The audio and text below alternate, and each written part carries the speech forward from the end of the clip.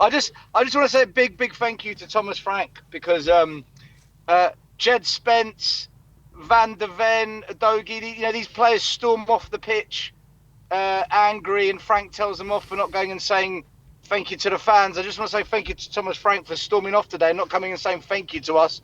Did They he? were sitting in the terraces, freezing cold, after he told us before the game, get behind the team.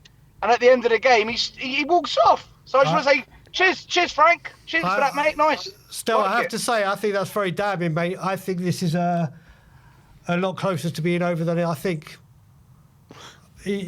Not to go over to the fans and do that's. I think we are witnessing the end. That's managers have done that before. I think this is a lot closer to being near the end than we think. I really do. Listen, Brian. For me, I'll let Iggy and JP have their say as well if we can somehow get one on camera. But for me, I can't watch this anymore. I know we need new players. I get it. Everyone knows. I don't think there's a Spurs fan who's honest that won't say that we need new players. We need them desperately, especially now if Mohamed Kudus is going to be injured for some time because he went off injured again. Mm-hmm. So we don't know what's going to happen with that. But he just, this 4-3-3, he's just reluctant to ever change it. And he's meant to be a manager that adapts and changes. And you could see it needed changing. That second half, Sunderland were getting on top of us. Does he go to a back three? No. Does he push the fullbacks up? No. Does he play Ben Davies, who got run ragged on the left wing? Yes. Does he bring on Paulinho late on instead of early on? Yeah. Does he switch the wingers either side to try and do something different? No. And you sit there and you think, he's lost. I think the manager's completely lost. He doesn't know what to do. Yeah, I'd actually disagree with that because I think he did change things because I think things were going pretty well in the first half and he regressed and sat us back in the second half and completely gave the onus on Sunderland and, we kept regressing. Ben, that's what I mean. The changes were negative. Yeah. The second half, Sunderland got on top of us. He didn't change it to counter it. Do you know what I feel like it is with Frank? He's got an idea and he goes with that idea. And if at any point in the game, whether it's the first 15 minutes, towards the end of the first half, the second half, at some point, if the other team gets a foot in the game and they're on the ascendancy, he doesn't know what to do. He shits the bed every time. And that's what I mean about he doesn't change it. Like Iggy was saying to me, he's going to bring on players in the 70th minute. This was about 50 minutes in. And I said, I don't know, I think he'll do it earlier. Literally 70th minute, he does it. You can read what he's going to do. It's not all on Frank, guys. It's not, because these players, a lot of them aren't good enough. But I really believe the way Frank sets us up is a problem now. It is definitely a problem from an attacking sense. When the other team begin to get a foot in the game, it is problematic. And I don't like what I'm watching. And it's not just me. At the end of the game, it was all booze again. There was booze. Yeah, look, it's happening home, it's happening away. And look, once you lose that loyal away support, there's only one way it's going to go, isn't it? And can you see there being any sort of possibility of him turning this around? In my opinion, no. No, because, listen, Sunderland were missing their six. So this was a weakened Sunderland team, and we got dominated in that second half. The way they were passing, I don't think Frank tactically is setting us up to the best of what we can be. We definitely need new signings. ENIC need to pull their finger out. It's 4 days into the window. We need players ASAP. We've got games coming thick and fast. And like your last caller said, I've got no confidence in us going away to Bournemouth and winning. And I don't think he'll turn it around, Ben. No. My answer's no. Not unless we chuck £400 million at it. Iggy, you feeling the same? Mate, it's tough. It's a tough watch. I hadn't been down the lane for a while, mate. I hadn't been for quite a while, and I found it really tough watching that. But for me, I mean, the first half it wasn't too bad. The second half, they got the better of us, and we, like you rightly said, like the changes that he made regressed us rather than adding to us. But for me, that second half, for me, look, the goalkeeper, we didn't lay a glove on their goalkeeper the whole game, really. Apart from that Ben Davies goal, I didn't see their goalkeeper being bothered at all. But for me, that second half was defined by two moments. The first moment was that ball over the top of Richarlison on the right-hand side where he could have put it first time.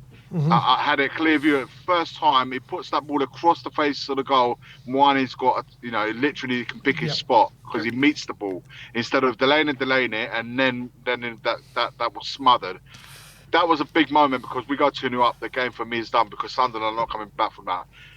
The second moment has to be that Bergvall throw. I'm like, mate, as soon as that happened, mate, as soon as that happened, I looked at Stell and I said, I want to go. I just want to go now. because not even in the under 10s, under 9s, under 11s, you see stuff like that. And I'm thinking, I've come to watch Premier League football, and in the end, what Stell says, man, like you've Spence and Van der Ven took so much crap on the back of walking off after the Chelsea game. For him not to come over and thank the fans, and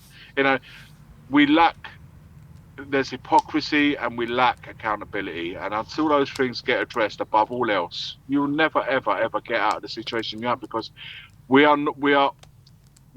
Everyone's taking their own little direction, and it can't work in the football team. Everyone's doing their own thing. In complete contrast in what I saw Sunderland in the second half, I saw a unity amongst the players. The coaches on the side have made the changes.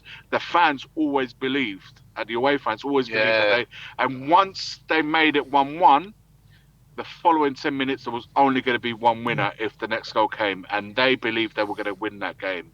And they had a couple of situations where they could have done a little bit better from it. So, in answer to your question in regards to whether I see Frank, mate, I'm not even seeing patterns of play. Like I don't see an identity in the way that we want to play, the patterns of play in the 5 months he's been here.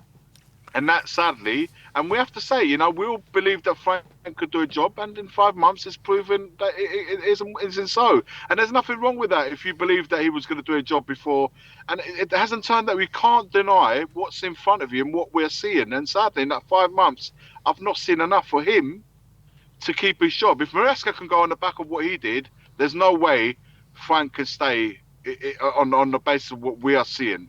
The results are not forthcoming, man. And 4 wins. Is it 4 wins? He said 4 wins in the whole year. I mean, I know. Well, it's now 2026, so we've won 2 in our last 11 Premier League games. I mean, that says everything you need to know, really. Mate, Tottenham Hotspur Stadium's got to be a fortress, and you know what? If today, and this is the first time, I'll say this last thing. Sitting around the stadium today was the first time I felt I was in contact with the fans, and I was looking around and I was like, mate, it is bad as it's ever been. I don't remember a time where it was this bad, like in terms of vibe, atmosphere. I just you can't turn it around if the fans don't believe in what you're doing. It's as simple as that. Do you think he should go now, like before it?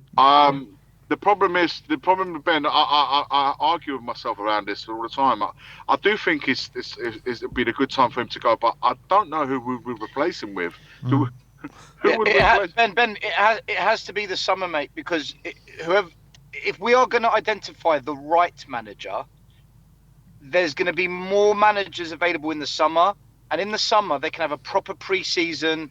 What if you go for an interim from now to the end of the season? Would that be better than what we're seeing right now? Yeah, but then the question is who? Who's the interim, Ben? Who? Yeah. If you Harry Redknapp. I mean, he's. I mean, Ben Davies is older. No, Postecoglou's available here. Oh, I don't know, man. Michael Carrick is available interim through the rest of the season. Go try and get Robbie Keane. Well, boys, something has to happen though. Something has to happen for the positive, and I don't see with Frank anything different in the next few months than what we've been served up to now. So any changes, what's the worst that can happen? Because we're in a similar sort of league run as we were under Postecoglou. I don't think we're that much different last year to this year in terms of in terms of how results-wise. I mean, do you know what it is as well? Like, he does weird things. Like today, we saw the starting lineup and we thought, oh, good, Kudus in the 10.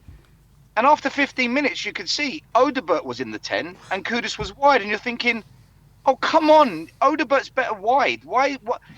Kudus has played in the 10. Why have you done that? It's these little things. And when you add up all the little things, we just look dysfunctional. Yeah, I agree with that. Totally It's agree. just, it's little things. But how do we get the unity between fans, manager, club, players again? Until we become that one again, this can only head one way, and it's proper south. Enoch have to fix it. Enoch have to fix it. It's everybody. Enoch won the club again.